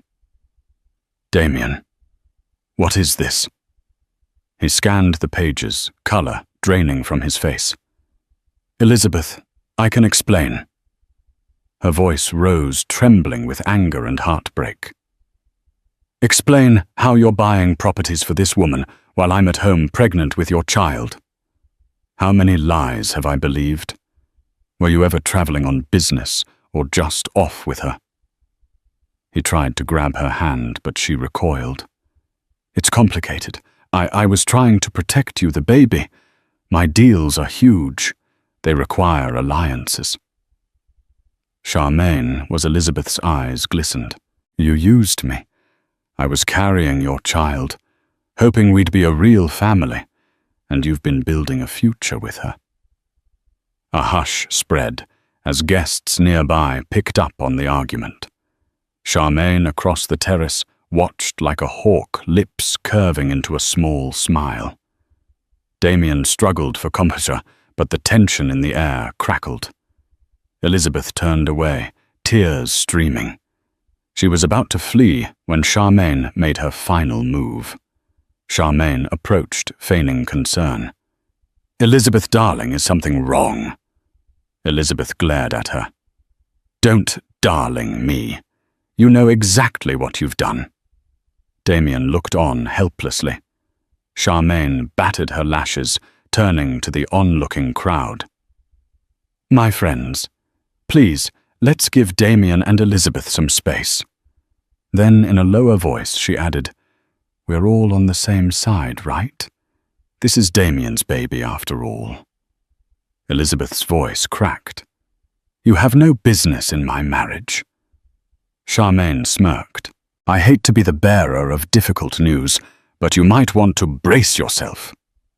She placed a hand on her own stomach. Because I'm pregnant, too. Gasps rippled through the guests like an electric shock. Elizabeth's face went ghostly pale. The words seemed to echo, bouncing off the marble columns of the terrace. Damien's eyes widened in horror. What Elizabeth breathed, barely able to stand. Bella rushed to her side, supporting her. Charmaine's smirk deepened. Surprised Damien is going to be the father of my child. That's the real reason I planned this shower. A test run, if you will, for the bigger celebration. A mixture of shock and revulsion spread across the guests. Harriet McAllister had her phone out, already taking notes for a sensational article. Elizabeth's trembling hand rested on her own belly. The heartbreak was overwhelming. She thought of the many nights she prayed for this pregnancy to be safe, while her husband created a new life with Charmaine. The betrayal was too immense to put into words. Damien looked trapped like a man whose secrets had finally caught up to him. Charmaine, he hissed. You said you wouldn't. She flipped her hair triumphantly. I changed my mind. You can't sweep me under the rug anymore, Damien. Especially not when I'm carrying your child. Everyone here deserves to know the truth. Elizabeth's legs weakened, and Bella guided her to a chair. The crescendo of scandalous whispers rose around them. For a moment, Elizabeth's world spun. Quietly, deliberately, Elizabeth stood again. She locked eyes with Charmaine, then glared at Damien. Her anger surged, adrenaline fueling her. She reached into her small clutch and pulled out a document, her official marriage license to Damien, along with a copy of their wedding certificate, sealed and signed by the state of Massachusetts. She raised her voice with as much composure as she could muster. You think you can come into my baby shower, my life, and pretend you have some rightful claim to my husband? Let me make something clear to everyone. Here I am, Mrs. Elizabeth Redwood Blackwell, and that is not changing unless I say so. She held the documents up for the onlookers to see. This is our marriage license, and we are legally married. This scandal you're trying to create will not erase that fact. Charmaine's composure wavered for a second, but she quickly regained her smugness. Legally married or not, I'm carrying his child. That's a bond you can't break. Elizabeth's tears were gone, replaced by anger and the fierce protectiveness of a mother. Get out of my face! Damien tried to step between them. Both of you calm down. This is not the place for Elizabeth turned on him with fury in her eyes. Not the place, Damien. You let your mistress plan my baby shower. You humiliated me in front of all these people. You might have impregnated her too, and you have the audacity to say this is not the place. He reached for her hand, but she pulled away. The tension in the air was suffocating. Harriet, phone in hand, was practically salivating at the unfolding drama. The hush gave way to frantic whispers. Some guests discreetly slipped away, wanting no part in the public meltdown. Others stayed transfixed as though watching a train wreck they couldn't turn away from. Elizabeth staggered, pressing a hand to her belly. Bella, alarmed, quickly came forward. "We need to get you out of here, Lizzie." Charmaine sneered. "Oh, the poor dear. Maybe next time she won't be so self-righteous when she's married to a man who can't stay faithful." Elizabeth's voice trembled with outrage. "If I wasn't pregnant, I'd slap you right now." Bella, furious, snapped. "Let's go, Lizzie. This isn't worth risking your health." They made their exit, the stunned crowd parting like the Red Sea to let the pregnant wife pass. Charmaine's lips formed a triumphant smirk, as though she had won something. But in truth, she had just ignited a scandal that would haunt all three of them. Damien hesitated a moment, torn between chasing Elizabeth and dealing with Charmaine. Ultimately, he rushed after his wife, leaving Charmaine in the middle of the shell-shocked guests. Harriet McAllister wasted no time snapping a covert photo of Charmaine's smug face. Later that evening, social media was ablaze with rumors of the fiasco. Several guests posted cryptic updates. "Never seen a baby shower end with such fireworks." Harriet McAllister teased a big expose fueling interest in every corner of Manhattan high society. Back in the penthouse hotel suite, Elizabeth was inconsolable. She had locked herself in the bedroom while Bella tried to calm her down, urging her to rest, to think of the baby. When Damien arrived, Bella blocked his entrance. "Lizzie doesn't want to see you right now." Damien spoke in a low, urgent voice. "I need to explain." "Please, Bella." Bella's eyes flashed with protective fury. "Explain how you lied to her for months. How you not only cheated on her, but let your mistress host her baby shower." "Just go, Damien. You've done enough." The door cracked open. Elizabeth's voice, weak from crying, emerged. "Let him in, Bella. I need to hear what he has to say." Reluctantly, Bella stepped aside. Damien entered and found Elizabeth sitting on the edge of the bed. Her eyes read a box of tissues at her side. "Lizzie," he began softly. "I'm sorry. I never wanted this to happen." "Charmaine. Well, she was more than a fling, but never meant to replace you." She looked up, anger and heartbreak shining in her eyes. "Is she really pregnant?" He hesitated. "She says she is, but I haven't seen any medical proof. She blindsided me too. I swear I never intended for that to happen." Elizabeth let out a bitter laugh. "So it's a possibility. I was home carrying our child while you were off impregnating someone else." He sank to his knees beside her. "There's no excuse. The truth is I got caught up. I was lonely traveling, dealing with pressure. We drifted apart, and Charmaine was available. I'm sorry." Tears streaked her face. "Lonely, I was lonely too. I lost 2 babies before this one. Remember, I needed you, Damien." His voice cracked. "I know, Lizzie. I failed you, and I'll spend the rest of my life making it right if you let me." She stared at him, an ocean of hurt welling in her eyes. "Right now, I need space. I need to protect my baby. I don't know if I can ever trust you again." Bella re-entered, guiding Elizabeth into the next room. "She needs rest, Damien. You should go." Damien stood, realizing the gravity of what he might lose. "Lizzie, I love you. I love our child. I promise, whatever it takes, His voice trailed off. Elizabeth turned away, tears dripping from her chin. Just leave. While Elizabeth tried to recover from the emotional blow, Charmaine reveled in the aftermath. She sat in her own luxury apartment, scanning gossip websites. They'd already begun posting sensational headlines.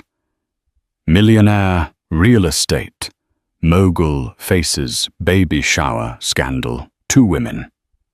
1 baby or 2. She sipped champagne. Smiling at the tabloid photos, one showed Elizabeth, tear-streaked, holding the marriage license aloft. Another captured Charmaine's triumphant smirk. But her phone rang with an unexpected call. Gerald Anderson, one of Damien's close business associates, an older man who had brokered many of Damien's biggest deals. Charmaine answered playfully, "Gerald, darling." "Calling to congratulate me?" Gerald's tone was ice. "You've made a spectacle of yourself and Damien. This fiasco is dangerous for the company. The board is worried about negative press. Damien's deals in Asia are already wavering. Investors don't like scandal." Charmaine rolled her eyes. "Tell them to relax. All publicity is good publicity. People will forget in a week." Gerald's voice hardened. "Not this time. Your stunts might cost billions. Damien's name is on the line, and so is yours if you keep pushing this. I'd advise you to disappear quietly or face legal consequences." Charmaine bristled. "Legal consequences for carrying his child? Don't be absurd. I have my own resources. Damien won't let anything happen to me or the baby." Gerald's laugh was humorless. "You're naive if you think he'll jeopardize his empire for you. My recommendation: lay low, handle this discreetly, and pray that Elizabeth doesn't drag you through court. That would be a bloodbath you can't win." The line went dead. Charmaine's smirk wavered. She realized with a chill that no matter how cunning she was, she might be playing a game against forces far larger and more ruthless. Still, she refused to be intimidated. Damien might be the father of her unborn child if she was indeed pregnant, and she intended to leverage that to her greatest advantage. Days turned into a week, and the scandal didn't die down, as Charmaine had predicted. If anything, it spread further. Media outlets that usually stayed away from private affairs devoured the story. Online forums buzzed with speculation. Damien's reputation took a hit, and so did the share price of some of his companies. In Connecticut, Elizabeth tried to find solace. She spent hours in her art studio painting her emotions, swirls of dark blues and fiery oranges depicting her turmoil. Bella stayed with her, ensuring she ate and rested. Late one afternoon, her father, Jonathan Redwood, arrived. He was a tall, stern man who rarely showed emotion. When Elizabeth saw him step into her living room, she burst into tears. She was Daddy's little girl, and her heartbreak was palpable. He held her gently. "I'm here now, Lizzie. We'll fix this." Through sobs, she recounted everything. The baby shower. Charmaine's bombshell, the public humiliation. Jonathan listened quietly, anger flashing in his eyes. "It's time to think about your future, not just your marriage," he said in a measured tone. "Damien's not the only one who can protect you financially. You have your trust fund, and your mother and I will support you. If you want a divorce, we'll ensure you and the baby are taken care of." Elizabeth's lips trembled. "I love him, Dad, but I can't be with someone who betrays me. Not if he won't change. I have to put my baby first." He squeezed her shoulder. "Your mother and I stand behind you. We'll consult with top lawyers. Whether you want a settlement or full custody, We'll figure this out. Elizabeth took a shaking breath. I just need time to think. I don't want a drawn-out court battle. It's too much stress for the baby. But I won't let Charmaine ruin my life. Her father nodded. Take all the time you need. We'll keep your options open. In that moment, Elizabeth felt a seed of strength. She might have lost faith in her marriage, but she wasn't helpless. She had her own resources and a powerful family behind her. She vowed not to let her child suffer because of Damien's mistakes. Meanwhile, Damien scrambled to contain the fallout. He held emergency meetings with his PR team and business partners.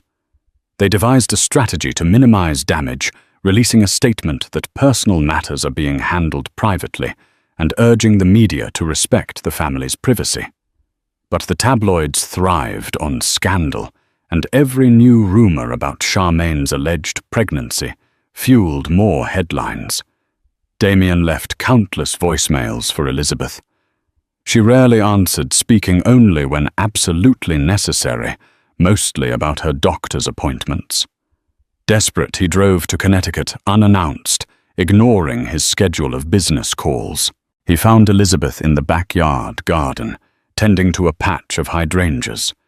She looked serene, though heartbreak lingered in her eyes. Bella, seeing Damien approach, quietly slipped inside. Elizabeth rose, wiping her hands. Damien. He swallowed hard. Lizzie, I know you need space, but I had to see you. She shrugged. I'm guessing your board is demanding that you fix this mess. He sighed. They are. But that's not why I'm here. This is about us, our baby. I'm sorry I let Charmaine get so close. I was an idiot letting her host that shower. And if she's really pregnant, I'll deal with it. Elizabeth inhaled slowly, the weight of her sorrow evident. I'm not sure there's an us to fix anymore, Damien. You humiliated me. You lied. You might have fathered another child. How do we come back from that? He stepped closer, voice cracking. By remembering what we had, what we still have. We've always been there for each other, especially after our miscarriages. Don't let Charmaine's scheming tear us apart. Elizabeth bit her lip. Memories of their wedding day fluttered in her mind, the quiet vows, the sense of hope. Could she forgive him? Finally she spoke. I can't just snap my fingers and pretend everything's okay. I need to see you genuinely change. I won't raise this baby in a broken home. But I also won't let you walk in and out as you please. It's all or nothing. He nodded, tears gleaming in his eyes. I understand. Whatever it takes, I'll do it. I'll cut Charmaine out of my life, if that's what you want. Elizabeth's gaze turned steely. What if she's pregnant with your child? You can't just walk away from that responsibility. Damien looked pained. I'll provide for that child, but that doesn't mean I have to be with her. I want my family with you. Elizabeth's throat tightened. Show me you mean it. Because if this is another lie, Damien, I promise you I will walk away for good. A week later, a private meeting was arranged. Elizabeth insisted on seeing Charmaine's proof of pregnancy before making any decisions. Charmaine agreed to a meeting, likely eager to flaunt her hold over Damien. They chose a neutral location, Gerald Anderson's stately townhouse in the Upper East Side, away from prying paparazzi cameras. Elizabeth brought Bella and her father. Damien arrived with 2 of his lawyers. Charmaine came with a small entourage, including a self-proclaimed celebrity attorney known for high-profile cases. Tension was thick. Jonathan Redwood set the tone. We're here to determine if Ms. Delgado is truly carrying Damien's child. If so, we'll discuss necessary arrangements and responsibilities. If not, we'll consider legal action for defamation and emotional distress. Charmaine, wearing a fitted designer dress that showed only a slight curvature at her stomach, crossed her legs confidently. "How dare you threaten me? I have every right to be here to claim what's mine." One of Damien's lawyers interjected. "We have a doctor on standby to conduct the appropriate blood tests and ultrasound. You agreed to this, Ms. Delgado." Charmaine hesitated. "I want my own doctor. Someone I trust." Jonathan Redwood shook his head. "We'll have an impartial physician, one neither side can manipulate. If you refuse, we'll assume you're lying." Charmaine's eyes flicked to Damien. "You'd do this to me." "Doubt my word," he sighed. "You've given me every reason to doubt you, Charmaine." "I need proof." She glowered, but eventually relented with a shrug of feigned indifference. "Fine. Test me. But when it comes back positive, you'll regret questioning me." The group moved to a private office where a discreet physician waited. Under watchful eyes, Charmaine underwent a brief ultrasound and blood draw. The tension was palpable as they waited. Damien stood beside Elizabeth, glancing anxiously between her and Charmaine. Bella and Jonathan Redwood watched from the corner, arms folded in silent judgment. When the doctor completed the ultrasound, the screen showed a small embryo clearly visible, measuring about 9 weeks. Charmaine wasn't lying about being pregnant. The hush in the room deepened. A tear slipped down Elizabeth's cheek. Damien closed his eyes, exhaling a shaky breath. Charmaine sent them both a triumphant smile. "Told you." The group reconvened in the townhouse parlor. The doctor confirmed Ms. Delgado is indeed pregnant, approximately 9 weeks along. Further blood tests will confirm paternity, though Ms. Delgado states Mr. Blackwell is the father. Elizabeth felt her world tilt again. Damien swallowed, looking at Elizabeth with guilt. Charmaine smirked at them both, an air of victory radiating from her. Confronted with the undeniable reality of Charmaine's pregnancy, Elizabeth felt a crushing weight descend upon her. She excused herself from the tense meeting, stepping out into the townhouse garden. The gentle sound of a fountain trickled over the hush of thick hedges. She tried to steady her breathing, fighting tears. Damien found her there, carefully approaching. "Lizzie." His voice trembled with heartbreak and regret. "I'm so sorry." She turned eyes blazing with pain. "You've saddled me with a lifetime of sharing you with that woman and a child that's not mine. Do you realize how devastating this is?" He reached for her hand, voice thick with remorse. "All I can do is own my mistake. I don't want to lose you. Let me prove to you that I can be the husband and father you deserve." Elizabeth's tears flowed freely. The child in her womb kicked as though sensing her distress. "I don't want my baby to grow up in a broken home, but I refuse to be in a marriage with 3 people. He squeezed her hand gently. "I'll handle everything with Charmaine. We'll set up a trust for her child, ensure financial security. But my home is with you and our baby." She pulled away. "Words aren't enough anymore, Damien. Show me through your actions. If you think I'm going to live under the same roof with you while you juggle some arrangement with Charmaine, you're wrong. I'm staying here in Connecticut until I decide what's best for me and the baby." He nodded, tears glistening. "I understand." With that, they returned inside. Charmaine looked at them smugly. Jonathan Redwood gave her a cold stare. "We'll be in touch regarding legal arrangements. Until then, do not contact my daughter directly. Any communication goes through me or her attorneys." Charmaine flipped her hair. "Damien, you know how to reach me if you need anything, especially with the child's appointments." Elizabeth's heart clenched. Without another word, she left, followed by Bella and her father.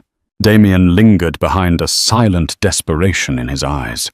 The lines were drawn. The story exploded in the media once Harriet McAllister got wind of Charmaine's confirmed pregnancy. The tabloids had a field day with headlines like "Millionaire's double-duty wife" and "Mistress both pregnant." Late-night hosts made snide jokes. Online comments ranged from sympathy for Elizabeth to outright mockery of Damien's lack of fidelity. Elizabeth retreated to Connecticut, turning off her phone for days at a time, focusing on her health and painting to channel her emotional turmoil. Bella stayed with her, creating a buffer against the swirling press.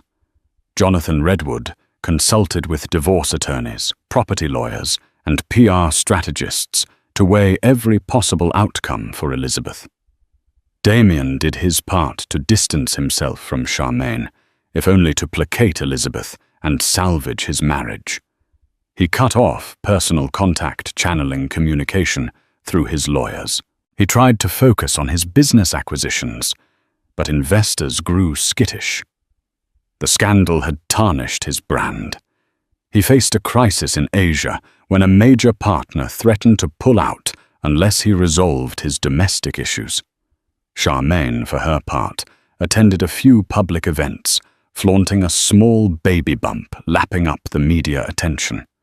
She granted Harriet McAllister an exclusive interview, painting herself as the wronged woman who had accidentally fallen in love with a powerful man. She teased that she still believed Damien would choose her if Elizabeth walked away. Despite the bravado, she was beginning to fear the Redwood family's legal might. As Elizabeth neared her 8th month of pregnancy, her doctor worried about her elevated stress levels. She decided that for her baby's well-being, she needed clarity, even if it was painful. She summoned Damien to Connecticut for a final decision. They sat in the sunroom, where the afternoon light filtered through tall windows. Elizabeth wore a simple linen dress, her large belly a testament to how close she was to giving birth. Damien, looking weary and older than his years, sat across from her. Bella remained nearby, silently supportive. Elizabeth spoke first, her voice calm but resolute. "I've had time to think. My father is willing to help me file for divorce the moment I decide it's over. But I don't want to make a choice I'll regret just because I'm angry." Damien listened intently, clasping his hands. She continued, "I love you. I want our child to have both parents.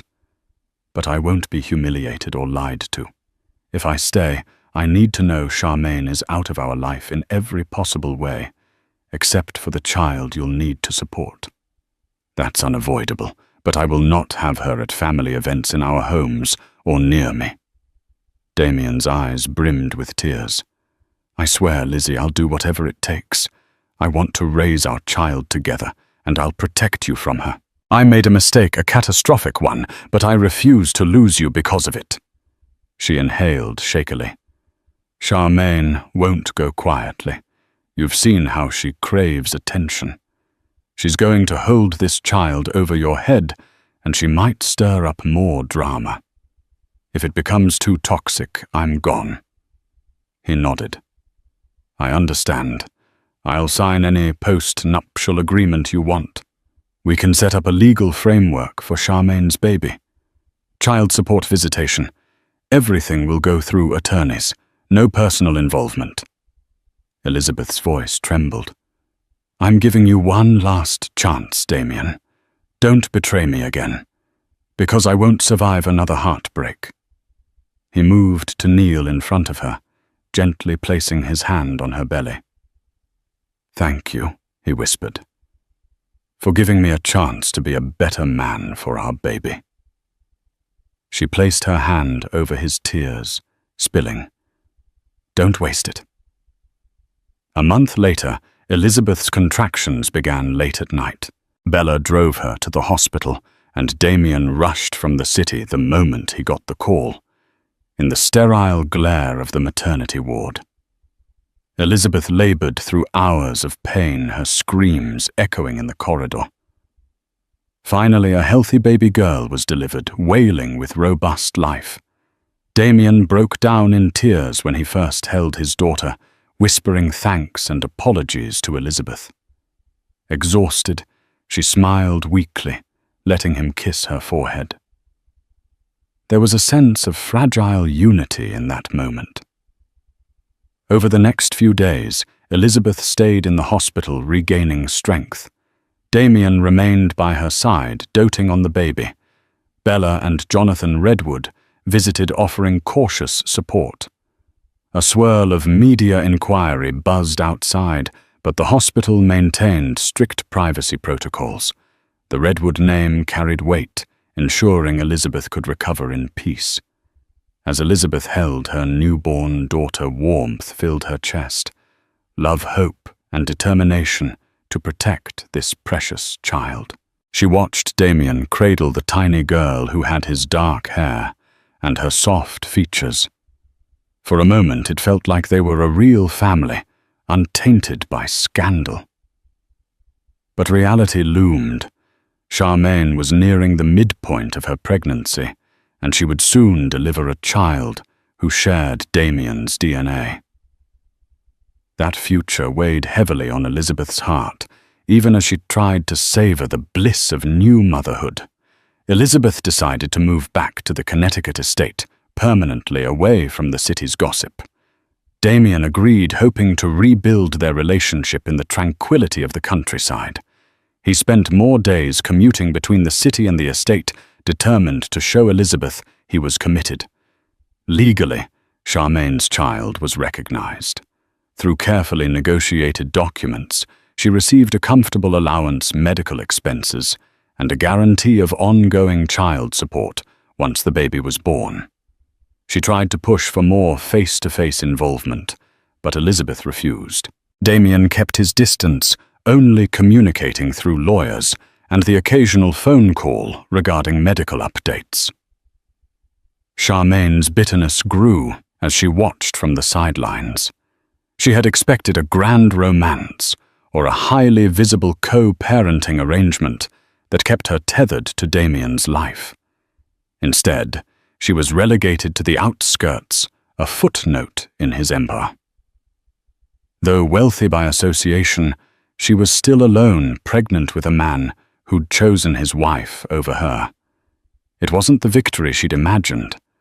For Elizabeth, life became a delicate balance, caring for her newborn daughter, grappling with the trauma of betrayal, and trying to trust Damien again.